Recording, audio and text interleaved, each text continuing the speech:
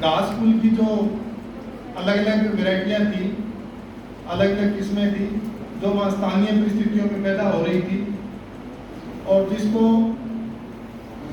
पशुओं के खोडे के रूप में और अपने खाद्यान्न के रूप में, जो अनाज के रूप में काम में लिया जा रहा था। और 1960 से पहले तक जो है अपने देश का मुख्य जो खाद्यान्न है, तो अपने क्षेत्र के अंदर बाजरा था, जहाँ ज्वार हो रही थी वहाँ का ज्वार था, जहाँ कोंदो हो रहा था वहाँ के कोंदो था, सावा हो रहा था वहाँ सावा था। मतलब अलग अलग क्षेत्र के हिसाब से जो जो छोटे अनाज हो रहे थे वही मुख्य खाद्यान्न था अपना सबका। लेकिन देशों के हिसाब से जब अपने देश में खाद्यान्न की कमी थी, तब अपने लोग जो है आज़ादी के बाद में सबसे पहले गेहूं की जो है बाहर से वैरायटियाँ आने लगी अपने पास। अपने से बड़े बुजुर्ग जो है वो बताते हैं कि शायद खाने के लायक भी स्थिति का नहीं था, उसके बावजूद भी उसको खा रहे थे। उसको पूरा करने के लिए हरित क्रांति का एक दौर चला और उस हरित क्रांति के दौर के अंदर जो है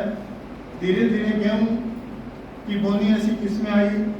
जिन्होंने अपने केमिकल फर्टिलाइजर को, केमिकल पेस्टिसाइड को परिस्थिति के हिसाब से जो बहुत अच्छा रिस्पॉन्स किया और अपने देश का उत्पादन जो है वो बहुत अच्छी स्थिति में आ गया। जहाँ हमारे देश के पास भंडारण की व्यवस्था की कमी रहने लग गई, वो भंडारण के अभाव के अंदर जो खत्म हो जाता है। तो एक साइड में जब हम खाद्यान्न में आत्मनिर्भर हुए तो दूसरी साइड पे उसका दुष्प्रभाव भी हुआ कि हमारा मुख्य जो खाद्यान्न था, जो मोटे अनाज अपने एरिया में हो रहे थे और जिनकी गुणवत्ता अच्छी थी, उनकी जगह हमारे जो मुख्य खाद्यान्न बन गया गेहूँ। और जिस होते गए और हमारी थाली में से जो है देखा जाए तो मोटे अनाज एक तरह से गायब हो गए। मुझे ये ध्यान है कि मैं शुरू में मेरी पोस्टिंग रही थी 1998 में, विकास अधिकारी बन करके गया था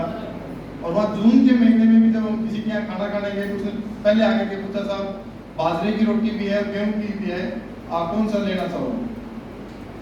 और क्योंकि अपने तो यहाँ गर्मी के अंदर ये मान करके छोड़ देते हैं कि साहब गर्मी में बाजरा खाएंगे तो गर्मी कट जाएगा, लेकिन वो वर्ष भर बाजरे की रोटियाँ खाते हैं, बाजरे की राबड़ी बनाते हैं, बाजरे की खिचड़ी बनाते हैं और बाजरे का पूरा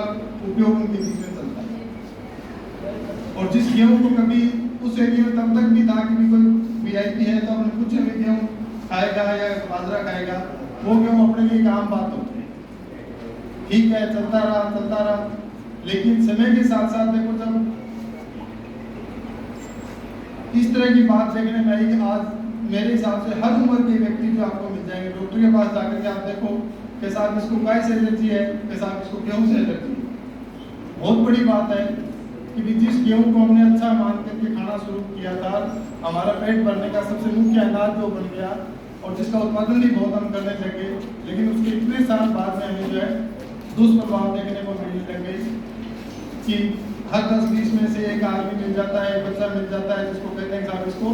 गेहूं से एलर्जी है, इसको बिना गेहूं वाली कोई सी भी आप चपाती जो है वो दोगे, वो बाजरा खाए, ज्वार खाए, चाहे मिक्स करके खाए, लेकिन वो जो गेहूं की चपाती नहीं खा सकता। तो धीरे धीरे जब उसके एनालिसिस देखा तो सब लोगों के दिमाग में ये आया कि अपने जो मोटे अनाज थे उनका थाली के अंदर होना बहुत आवश्यक है। जब मोटे अनाज होंगे तभी उनसे जो अपने को जो फायदेमंद जो है अपने पोषण की पूर्ति होगी, नहीं तो पोषण में कमजोर होते जा रहे हैं। और आपने कई बार अखबारों में पढ़ा होगा कि अपने गंगानगर जिले में विशेष रूप से जो है खून की कमी लगभग हर बच्चियों के अंदर मिल रही है। आप बच्चियों का जो सर्वे होता है उसकी रिपोर्ट देखिए, महिला बाल विकास विभाग की, तो बहुत ज्यादा कमी जो खून की आती है बच्चों के अंदर। और जो हमारे हाइट थी वो भी धीरे धीरे कम होती जा रही है, क्योंकि जिंक जो है उसका हमारे भोजन के अंदर जो उतनी मात्रा में नहीं मिलती।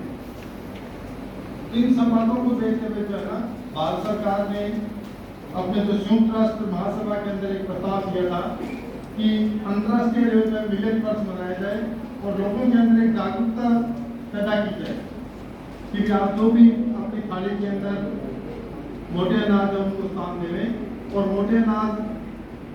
को स्थान देंगे तो उसमें मांग बढ़ेगी तो उसका उत्पादन भी बढ़ाने की हमें आवश्यकता रहेगी, उस पर भी हमें चर्चा करने की आवश्यकता रहेगी। और जब हम उत्पादन बढ़ाने की बात करेंगे तो सबसे पहले ये देखना पड़ेगा कि उसको उत्पादन करने वाले किसान को क्या मिल रहा है। बहुत बड़ी कोई डिमांड नहीं थी, ज्वार की बहुत बड़ी कोई डिमांड नहीं थी, क्योंकि पहले सारे लोग ज्वार जो पकाते थे तो उन लोगों ने पकाना धीरे धीरे कम कर दिया कि बाजार में कोई पैसा नहीं मिल रहा, बहुत अच्छी कीमत नहीं मिल रही है। लेकिन अब जो है सब लोगों में जागरूकता आ रही है, और जागरूकता आ रही है तो हमें खासकर को भी इस बात के लिए प्रेरित करना है कि आप अपने खेत में जो फसल चक्र अपनाते हो उसके अंदर मोटे अनाज वाली फसलों को स्थान देवें। और न्यूट्रिशन से संबंधित डाइटिशियंस जो भी स्पेशलिस्ट है वो भी इस बात के लिए लगातार जागरूक कर रहे हैं कि अगर आपने संतुलित आहार लेना है तो उसके अंदर अपने को मोटे अनाजों को स्थान दें।